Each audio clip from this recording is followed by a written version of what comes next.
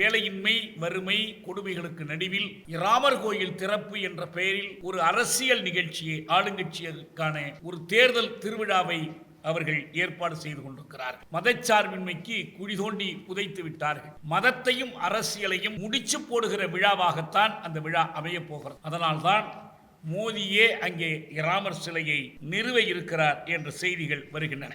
பாஜக இப்படி ஆட்சியில் நீடித்துக் கொண்டு போனால் நாம் போராடுவதற்கு இருக்கிற உரிமைகள் மறுக்கப்படும். மக்கள் போராடித்தான் தங்கள் உரிமைகளை நிலைநாட்டிக் கொள்ள முடியும், தங்கள் நலன்களை பாதுகாத்துக் கொள்ள முடியும் என்ற நிலைக்கு ஆளாகி இருக்கிறார்கள். ஆனால் இப்படி போராடுவதற்கான வெளி, போராடுவதற்கான களம் பாதுகாக்கப்பட வேண்டும் என்றால் மோடி ஆட்சி தொடரக்கூடாது. எல்லா தரப்பட்ட மக்களையும், அமைப்புகளையும், தனிப்பட்ட மனிதர்களையும் எல்லோரையும் நாங்கள் அழைக்கிறோம். இந்த பொது மேடையினுடைய நோக்கம் இதுதான். இதனுடைய வேலை திட்டம் ஒன்றாக அடுத்து இந்த ஜனவரி 30ஆம் நாள் அவர்கள் ஜனவரி 22ஆம் நாள் ராமர் கோயில் திறப்பை ஒரு இந்துத்துவ விழாவாக கொண்டாடுகிறார்கள். சிறுபான்மை சமயத்தவர்களுடைய மசூதியை அநியாயமாக இடித்து அந்த இடிபாடுகளின் மீது ஒரு ராமர் கோயிலை கட்டுவதன் மூலம் இந்திய அரசு மதச்சார்பின்மையை அடியோடு கைகழுவிவிட்டு மதச்சார்பு அரசாக மாற்றப்படுவது மறைமுகமாக அறிவிக்கப்படுகிறது. நாட்டினுடைய மதச்சார்பற்ற அரசினுடைய பிரதமராக இருப்பவரே போய் அங்கே ஒரு கோயில் பூசாரியின் வேலையை செய்வது என்பது இதனுடைய அடையாளம்தான் என்று நாங்கள் கருதுகிறோம். அதற்கு மாறாக இதே இந்து மத வெறியை அடிப்படையாக கொண்ட இந்துத்துவ அரசியலால் படுகொலை செய்யப்பட்ட காந்தியாரை மதச்சார்பின்மையின் அடையாளமாக நாங்கள் கருதுகிறோம். காந்தி கொலையினுடைய தொடர்ச்சியாகவே பாபர் மசூதி இடிப்பையும் இன்னும் பல அறிஞர்கள், நடுநிலையாளர்கள், கல்பிர்கி போன்றவர்கள், கௌரி லங்கேஷ் போன்றவர்கள் கொலை செய்யப்பட்டதையும் நாம் பார்க்கிறோம். எத்தனையோ சிறுபான்மை மக்கள், தலித் மக்கள் ஒடுக்கப்பட்டிருக்கிறார்கள், கொலை செய்யப்பட்டிருக்கிறார்கள். பெண்களை பாதுகாப்போம் என்று ஒருபுறம் முழங்கிக் கொண்டே மறுபுறம் பில்கிஸ் பானு வழக்கில் இந்திய அரசு எவ்வாறு செயல்பட்டது என்பதை இந்திய உச்சநீதிமன்றமே அம்பலப்படுத்தி இருக்கிறது. இது போன்ற பல நிகழ்வுகளையும் கருத்தில் கொண்டு பெண்கள் நலன், பெண்கள் உரிமை ஆகியவற்றை பாதுகாப்பதற்கும் கூட மோடி ஆட்சி ஒழிய வேண்டும் என்று நாங்கள் கருதுகிறோம். கடந்த 10 ஆண்டுகளாக மத்தியில் இருக்கக்கூடிய பாஜக ஆட்சி பல்வேறு தரப்பட்ட மக்களையும் அடிப்படை உரிமைகளை பறித்து, இன்னும் குறிப்பாக சிறுபான்மை மத, சிறுபான்மை பாலியல் ரீதியான சிறுபான்மை மொழி போன்ற எல்லா விதமான சிறுபான்மையினரையும் ஒடுக்குவதற்கான பல்வேறு பணிகளை ஒரே நாடு, ஒரே மதம், ஒரே மொழி, ஒரே வரி என்கிற ஒரு போக்கில் தன்னுடைய அரசியல் பயணத்தை தொடர்ந்து கொண்டிருக்கிறது. இதனுடைய தொடர்ச்சியாக நாடு முழுவதும் பொருளாதார ரீதியாகவும் அரசியல் ரீதியாகவும் மிக முக்கியமான மாற்றங்களையும், இன்னும் கார்ப்பரேட் நிறுவனங்களினுடைய ஆதிக்கத்தை, குறிப்பாக அதானி அம்பானி கார்ப்பரேட் நிறுவனங்களுடைய அவர்களுடைய வளர்ச்சியை மட்டுமே கவனத்தில் கொண்டு ஒரு தொழில்துறையை கூட, பொருளாதாரத்தை கூட மேம்படுத்தாத அல்லது அடிப்படையாக மக்களுக்கு எதிரான, ஜனநாயக விழுமியங்களுக்கு எதிரான வகையில் அரசியல், பொருளாதாரம், மக்களுடைய வாழ்க்கை, கலாச்சாரம் போன்ற எல்லா அம்சங்களிலும் தன்னுடைய பாசிச கருத்துக்களையும் அதனுடைய அரசியலையும் வெளிப்படுத்தி வருகிறது. இந்த சூழ்நிலையில் வரவிருக்கிற 2024 பாராளுமன்ற பொதுத் தேர்தலில் பாஜக அரசினுடைய ஆட்சி தொடரக்கூடாது, அது இந்தியாவினுடைய அரசியல் அமைப்பு சட்டத்திற்கும் அரசியல் விழுமியங்களுக்கும் மக்களுடைய அரசியல் பொது வெளிக்கும் மிகவும் கடுமையான எதிரான செயல்பாடாக அல்லது அதற்கான நிலைமையை உருவாக்கிவிடும் என்பதால் எந்த குறிப்பிட்ட கட்சியையும் சாராமல் பாஜக என்கிற ஒரு பாசிசத்தன்மை கொண்ட அந்த ஆட்சி தொடரக்கூடாது என்பதற்கும் அவர்களை முற்றுமுழுமையாக தோற்கடிக்கப்பட வேண்டும், மக்களினுடைய தலைமையில் இருக்கக்கூடிய மத்திய அரசில், ஒன்றிய அரசில் அவர்கள் இருக்கக்கூடாது என்கிற ஒரு நோக்கில் மட்டுமே எந்த குறிப்பிட்ட அரசியலை மட்டும், எந்த குறிப்பிட்ட கட்சியை மட்டும் சாராமல் இந்த தமிழ்நாடு பொது மேடை தன்னுடைய தொடக்கத்தை இன்று உங்கள் முன்னால் அறிவிக்கிறது. வணக்கம், நான் தியாகு, பொது மேடையினுடைய ஒருங்கிணைப்பு குழு உறுப்பினர். தமிழ்நாடு பொது மேடை 2024 என்ற ஒரு புதிய அமைப்பு ஏன் தேவைப்படுகிறது, இதற்கென்ன உடனடி தேவை என்பது பற்றி சில சொற்களை உங்களோடு பகிர்ந்து கொள்ள வேண்டும். 2024 என்று சொல்கிற போதே இது வரவிருக்கிற நாடாளுமன்ற மக்களவை தேர்தலை குறிக்கிற ஒன்று என்பதை எளிதில் புரிந்து கொள்ளலாம். இந்த ஆண்டு நடைபெறவிருக்கிற இந்த பொது தேர்தலில் நரேந்திர மோடி அவர்கள் தலைமையிலான பாஜக ஆட்சி தன்னை தொடர்ந்து ஆட்சியில் அமர்த்திக் கொள்வதற்காக மக்கள் முன் வாக்கு கேட்டு வருகிறார். கடந்த 10 ஆண்டுகளாக தொடர்ந்து வருகிற நரேந்திர மோடி ஆட்சியை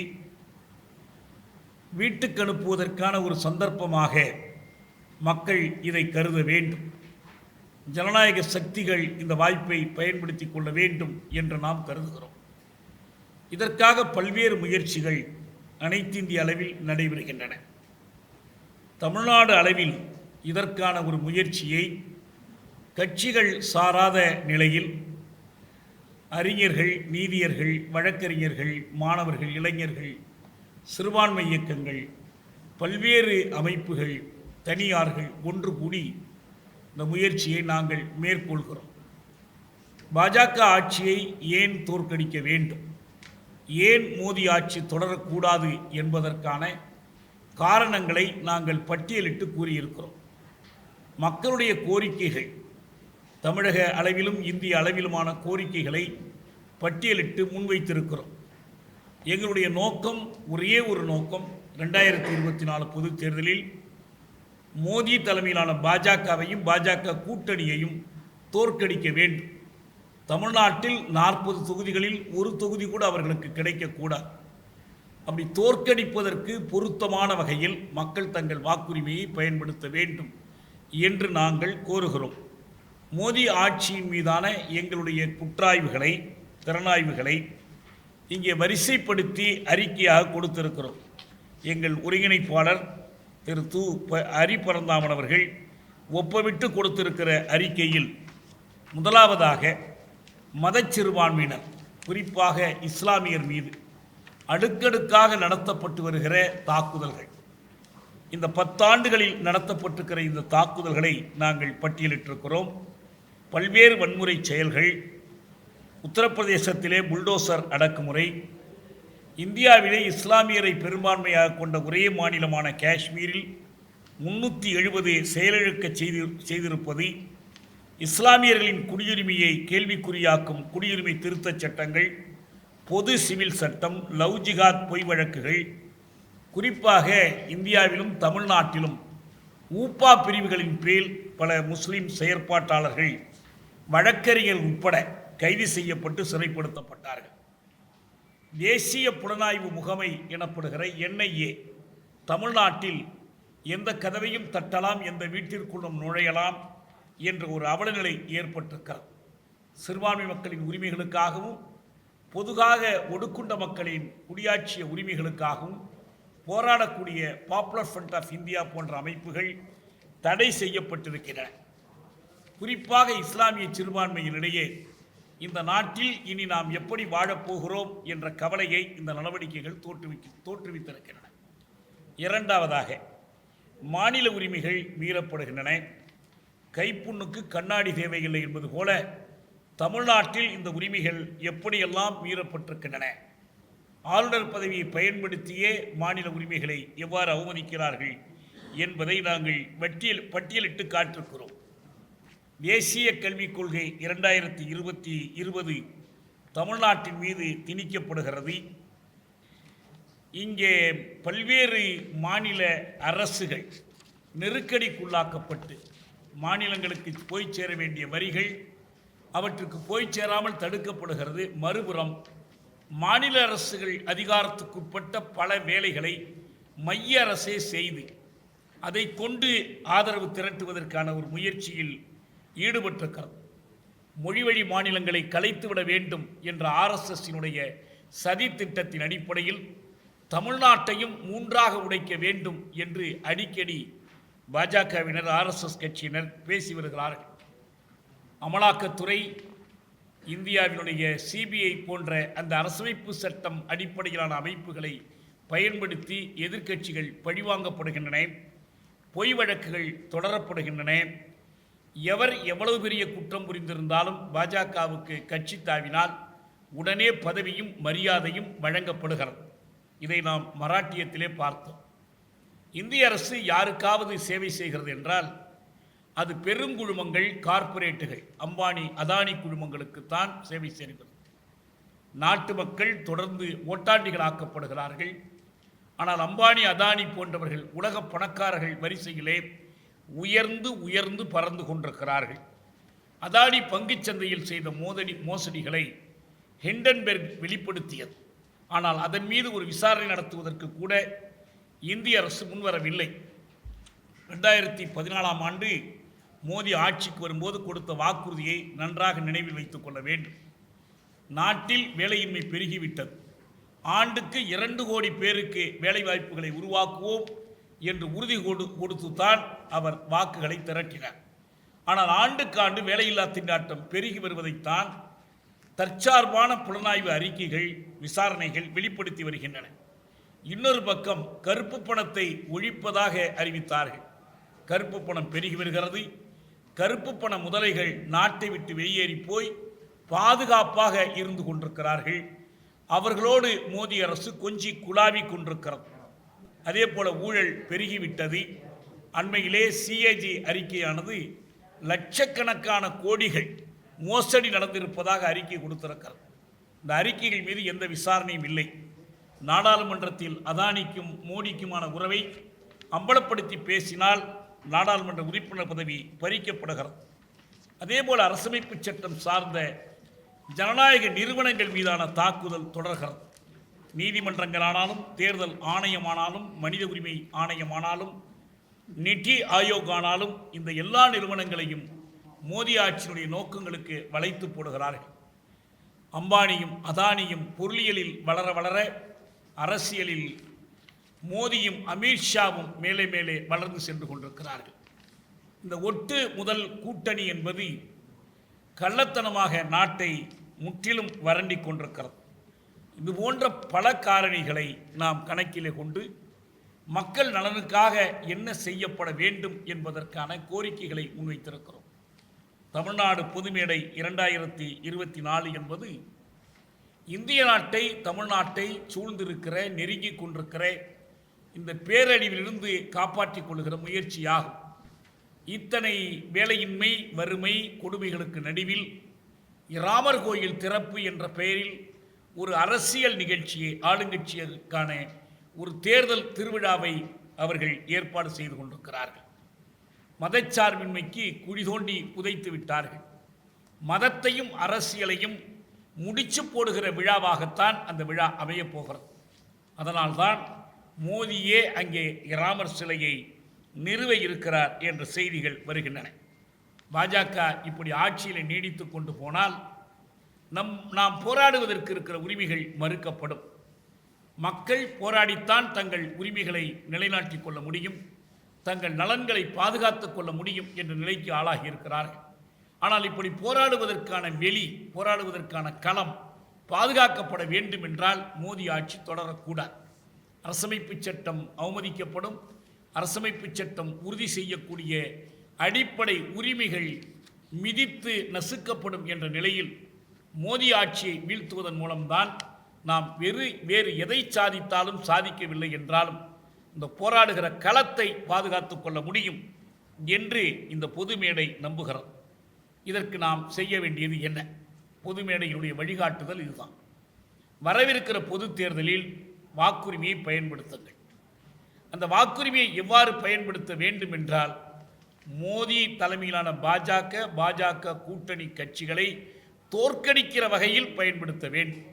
அப்படி தோற்கடிப்பதற்கு வாய்ப்பு இருக்கக்கூடிய அணி எதுவோ அந்த அணியை ஆதரித்து வாக்களிப்பதன் மூலம்தான் இதை செய்ய முடியும். இப்படி சொல்வதனுடைய பொருள், மற்ற கட்சிகள் அவர்களுடைய கொள்கைகள், நடைமுறைகள் குறித்து நாங்கள் நிறைவடைந்திருக்கிறோம் என்பது அல்ல. இந்த கட்சிகள் மோடி ஆட்சியை எதிர்த்து போட்டியிடுகிற கட்சிகள், அவற்றில் இருக்கிற முதன்மையான கட்சிகள், அவற்றினுடைய கொள்கைகள், நடைமுறைகள் குறித்து எங்களுக்கு மிக கடுமையான திறனாய்வுகள் உண்டு. இன்னும் சொல்ல போனால் களத்தில் அந்த கட்சிகள் அவை நடத்தக்கூடிய ஆட்சிகளை எதிர்த்து போராடுகிற நிலையிலே தான் கடந்த காலத்திலும் நிகழ்காலத்திலும் நாம் இருக்கிறோம். வருங்காலத்திலும் அந்த நிலை தொடரும் என்பதை அறிந்து வைத்திருக்கிறோம். அதே நேரத்தில் எல்லா விதமான போராட்டங்களுக்கும் ஜனநாயக உரிமைகள் அடிப்படையானவை. போராட்ட களத்தை பாதுகாக்க வேண்டும். அதற்கு இந்த பொது தேர்தலில் 2024 பொது தேர்தலில் மோடி ஆட்சியை தோற்கடிக்க வேண்டும் என்று தமிழ்நாட்டு மக்களை நாங்கள் அறைகூவி அழைக்கிறோம். இந்த முயற்சியில் எங்களோடு இணைந்து செயல்படுமாறு நடுநிலையாளர்கள், அறிஞர்கள், குடியாட்சி ஆற்றல்கள், எல்லா தரப்பட்ட மக்களை, அமைப்புகளையும் தனிப்பட்ட மனிதர்களையும் எல்லோரையும் நாங்கள் அழைக்கிறோம். இந்த பொது மேடையினுடைய நோக்கம் இதுதான். இதனுடைய வேலை திட்டம் ஒன்றாக அடுத்து இந்த ஜனவரி 30ஆம் நாள் அவர்கள் ஜனவரி 22ஆம் நாள் ராமர் கோயில் திறப்பை ஒரு இந்துத்துவ விழாவாக கொண்டாடுகிறார்கள். சிறுபான்மை சமயத்தவர்களுடைய மசூதியை அநியாயமாக இடித்து அந்த இடிபாடுகளின் மீது ஒரு ராமர் கோயிலை கட்டுவதன் மூலம் இந்திய அரசு மதச்சார்பின்மையை அடியோடு கைகழுவிவிட்டு மதச்சார்பு அரசாக மாற்றப்படுவது மறைமுகமாக அறிவிக்கப்படுகிறது. நாட்டினுடைய மதச்சார்பற்ற அரசினுடைய பிரதமராக இருப்பவரே போய் அங்கே ஒரு கோயில் பூசாரியின் வேலையை செய்வது என்பது இதனுடைய அடையாளம்தான் என்று நாங்கள் கருதுகிறோம். அதற்கு மாறாக இதே இந்து மத வெறியை அடிப்படையாக கொண்ட இந்துத்துவ அரசியலால் படுகொலை செய்யப்பட்ட காந்தியாரை மதச்சார்பின்மையின் அடையாளமாக நாங்கள் கருதுகிறோம். காந்தி கொலையினுடைய தொடர்ச்சியாகவே பாபர் மசூதி இடிப்பையும் இன்னும் பல அறிஞர்கள், நடுநிலையாளர்கள், கல்பிர்கி போன்றவர்கள், கௌரி லங்கேஷ் போன்றவர்கள் கொலை செய்யப்பட்டதையும் நாம் பார்க்கிறோம். எத்தனையோ சிறுபான்மை மக்கள், தலித் மக்கள் ஒடுக்கப்பட்டிருக்கிறார்கள், கொலை செய்யப்பட்டிருக்கிறார்கள். பெண்களை பாதுகாப்போம் என்று ஒருபுறம் முழங்கிக் கொண்டே மறுபுறம் பில்கிஸ் பானு வழக்கில் இந்திய அரசு எவ்வாறு செயல்பட்டது என்பதை இந்திய உச்சநீதிமன்றமே அம்பலப்படுத்தி இருக்கிறது. இது போன்ற பல நிகழ்வுகளையும் கருத்தில் கொண்டு பெண்கள் நலன், பெண்கள் உரிமை ஆகியவற்றை பாதுகாப்பதற்கும் கூட மோடி ஆட்சி ஒழிய வேண்டும் என்று நாங்கள் கருதுகிறோம். அந்த முறையில் காந்தியாருடைய நினைவு நாளை வருகிற ஜனவரி 30ஆம் நாளை இதற்கான ஒரு ஒன்று கூடல், பாசிச பாஜக எதிர்ப்பு ஒன்று கூடலாக, மக்களின் ஒன்று கூடலாக, நாம் முன்னிறுத்துகிற ஆதர்சங்கள், லட்சியங்களை எடுத்து எம்புகிற ஒன்று கூடலாக நடத்த இருக்கிறோம். அந்த நிகழ்வு குறித்து எங்களுடைய ஒருங்கிணைப்பு குழுவிலே இடம்பெற்றிருக்கிற தோழர் செந்தில் உங்களுக்கு விளக்கம் அளிப்பார்.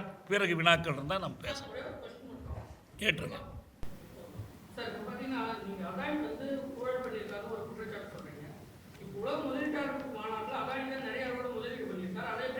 நல்லது, தெளிவாக சொன்னோம். அதானியோடு தமிழக அரசு கூட்டு சேர்வதை, அதானியுடைய முதலீடுகளை தமிழ்நாட்டில் அனுமதிப்பதை நாங்கள் ஏற்றுக்கொள்ளவில்லை.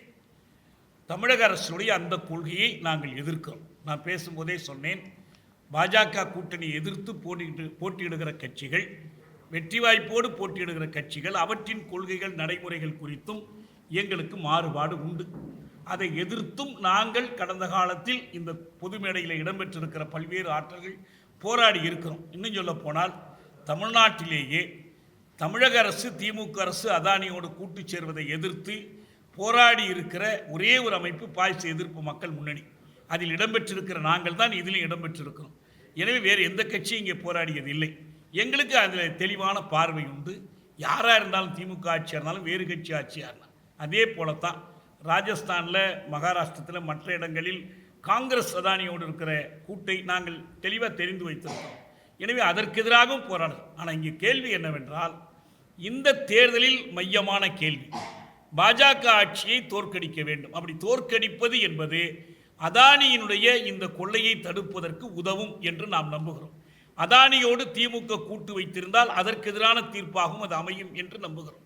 ஆனால் அதானியை தோற்கடிப்பது, அதானியின் கையில் இருக்கிற மோடி ஆட்சி தோற்கடிப்பது, அதற்கான உத்தி என்ற முறையில் தான் நாம் அதை தோற்கடிக்கக்கூடிய கட்சிகளை ஆதரிக்க வேண்டும் என்று சொல்கிறோம்.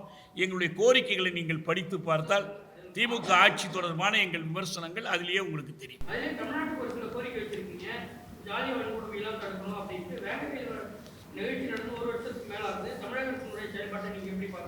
எங்களுக்கு அது நிறைவளிக்கக்கூடிய செயல்பாடு அல்ல. அதனால தான் சொல்கிறோம், அந்த கொள்கைகள், நடைமுறைகள் எங்களுக்கு ஒப்பானவை அல்ல. நாங்கள் கடுமையாக அவற்றை எதிர்க்கிறோம். அந்த தளத்திலும் நாம் போராடுவோம். அந்த பொது மேடையினுடைய நோக்கம் அதுவல்ல. பொது மேடை என்பது இந்த தேர்தலை மையமாக கொண்டு, தேர்தலில் பாஜகவை தோற்கடிப்பதை மையமாக கொண்டு உருவாக்கப்படுகிறது. நமக்கு வேறு களங்கள் இருக்கின்றன, வேறு நிலைகளில் நாம் அந்த போராட்டங்களை நடத்தி கொண்டிருக்கோம், தொடர்ந்து நடத்துவோம். ஆமாம் ஆமாம் ஆமாம் அதான் நடவடிக்கை எடுக்க வேண்டும் என்று இப்போதும் கோருகிறோம். எங்களுடைய பரப்புரையிலும் இந்த கோரிக்கைகள் இடம்பெறும். இந்திய அரசு தொடர்பான கோரிக்கைகள், தமிழக அரசு தொடர்பான கோரிக்கைகள் எல்லாமே இடம்பெறும். ஆனால் நான் மீண்டும் சொல்கிறேன், ஸ்டெர்லைட் தொடர்பாக நடவடிக்கை எடுக்க வேண்டும் என்று போராடுகிற களத்தை பாதுகாத்துக் கொள்வதற்கு மோடி ஆட்சியை தோற்கடிக்கும். இவ்வளவுதான் நம்ம சொல்றோம். இல்லை மொத்தத்தில் ஸ்டெர்லைட்டை இல்லை அம்பானி, அதானி, அகர்வால்களை அனுமதிக்கிற, அவர்களது தொழில் முதலீடுகளுக்கு பாதுகாப்பு அளிக்கிற தொழில் கொள்கை என்பது இந்திய அரசினுடைய கொள்கை தான். சுற்றுச்சூழலை பற்றி கவலைப்படாமல் என்விரான்மெண்ட் அசஸ்மெண்ட் ஆக்டை திருத்துவது மோடி அரசினுடைய கொள்கை தான். அதே கொள்கைகளை இந்த அரசு கடைபிடிக்கிறது. அதனுடைய விளைவாக இந்த நிகழ்ச்சிகள் நடைபெறுகின்றன. நிகழ்ச்சிகள் மீதும் போராட வேண்டும், அந்த கொள்கைகள் மீதும் நாங்கள் போராட வேண்டும். எனவே இந்த பொது மேடையினுடைய நோக்கம் அந்த ஒரு நிகழ்ச்சி 2024 பொது தேர்தலில் தோற்கடிப்பது. அது இந்த கோரிக்கைகளுக்கு முரணானதல்ல, இந்த கோரிக்கைகளுக்கு துணை செய்யக்கூடியது.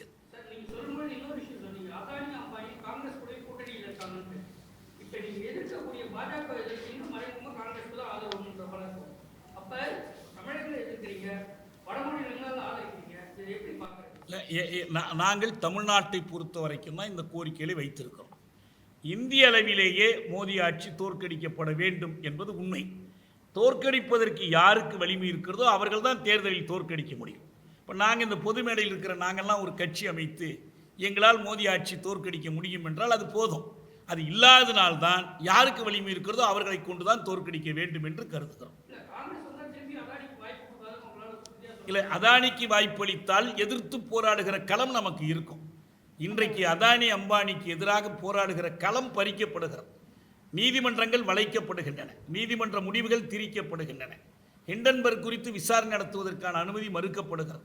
நம்ம நாளை காங்கிரஸை கேட்கலாம். ராஜீவ் காந்தி, ராகுல் காந்தி நாடாளுமன்றத்தில் அதானி பிரச்சனை குறித்து பேசுகிறார்.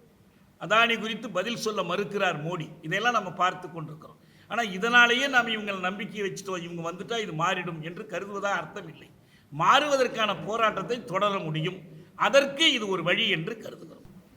ஜனவரி 30 உங்களுக்கு எல்லாத்துக்கும் தெரியும், நம்ம காந்தியுடைய நினைவு நாள். காந்தி ஒரு இயற்கை மரணமடையில் காந்தி கொல்லப்பட்டார். காந்தி யாரால் கொல்லப்பட்டார்னா, காந்தி நாதுராம் கோட்சேவால் கொல்லப்பட்டார். நாதுராம் கோட்சே யார் என்றால், நாதுராம் கோட்சே ஒரு ஆர்எஸ்எஸ்காரர், ஆர்எஸ்எஸ் கருத்தியலை ஏற்றுக்கொண்டவர். அந்த ஆர்எஸ்எஸ் யார் என்றால், இன்றைக்கு ஆட்சியில் இருக்கக்கூடிய பாஜக தான் ஆர்எஸ்எஸ், ஆர்எஸ்எஸ் தான் பாஜக.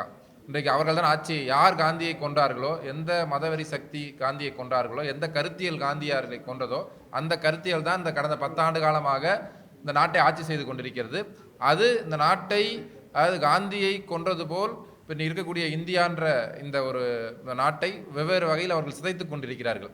இப்போ இந்த வரக்கூடிய ஜனவரி 30 நம்ம தமிழ்நாடு அரசிற்கு இந்த தமிழ்நாடு பொதுமேடை 2024 சார்பாக நாங்கள் ஒரு கோரிக்கை வைக்கிறோம். என்னென்னா, ஏற்கனவே பெரியார் அம்பேத்கர் பிறந்த நாட்களை சமூக நீதி நாள் இதுபோல் கடைபிடிப்பது போல் காந்தி கொல்லப்பட்ட காந்தி நினைவு நாளை மதவெறி எதிர்ப்பு நாளாக தமிழ்நாடு அரசு அறிவிக்க வேண்டும் என்ற ஒரு கோரிக்கையை நாங்கள் தமிழ்நாடு பொது மேடை சார்பாக முன்வைக்கிறோம். நாங்களும் ஜனவரி 30 மதவெறி எதிர்ப்பு நாளாக, இந்த மத்தியில் ஆளுகின்ற பாசிச பாஜகவிற்கு எதிரான ஒரு நாளாக கடைபிடிக்க வேண்டும் என்ற அறைகூவலை நாட்டில் உள்ள ஜனநாயக சக்திகளுக்கு, குடிமை சமூகத்திற்கு, சிவில் சமூக ஆற்றல்களுக்கு இந்த நாளை நாம் தவற விடக்கூடாது என்ற அறைகூவலை விடுக்கிறோம். ஜனவரி 30 தமிழ்நாடு பொதுமேடை சார்பாக சென்னை, கன்னியாகுமரி, கோவை, திருச்சி ஆகிய 4 மையங்களில் ஒரு கூடுகையை ஒன்று கூடலை நடத்தலாம் என்று நடத்த இருக்கிறோம். அதையும் இந்த ஊடக சந்திப்பு வாயிலாக உங்களிடம் நாங்கள் பகிர்ந்து கொள்கிறோம். அது நம்ம இந்த பொது மேடையுடைய முழக்கம் என்பது பாசிச பாஜக கூட்டணியை தோற்கடிப்போம், ஜனநாயகம் காப்போம் என்பது அந்த பொது மேடையின் முழக்கம். இந்த பொது மேடையில் இப்போ நாங்கள் அதோடைய ஒருங்கிணைப்புக்குள்ளே இருக்கக்கூடியவர்கள் கொஞ்சம் பேர் வந்திருக்கோம். இப்போ பேராசிரியர் சிவகுமார், பேராசிரியர் அரசு, தோழர் பரிமளா, வழக்கறிஞர் அஜிதா, அருட்தந்தை செபஸ்டின், தோழர் தியாகு, நான் செந்தில், இப்போ இவங்க இதில் பங்கு பெற்றிருக்கோம். இது இல்லாமல் உங்களுக்கு கொடுத்துருக்கக்கூடிய அந்த ஒரு ஊடக செய்தியில் இந்த பொது மேடையில் பங்கு பெற்றக்கூடிய பல்வேறு துறைசார் அறிஞர்கள், பேராசிரியர்கள், எழுத்தாளர்கள், படைப்பாளிகள், வேறு தேவசகாயம், IAS தேவசகாயம், அப்புறம் ஐஏஎஸ் பாலச்சந்திரன், இவங்க எல்லாருமே அந்த பொது மேடையில் வந்து ஒரு உறுப்பினர்களாக பங்கு பெற்றிருக்கார்கள். அந்த பட்டியலையும் வந்து உங்களுக்கு இதில் வந்து கொடுத்துருக்கோம். அந்த கோரிக்கைகளுடைய பட்டியலையும் கொடுத்துருக்கோம். வேறு ஏதாவது கேள்வி இருந்தால் கேள்வி.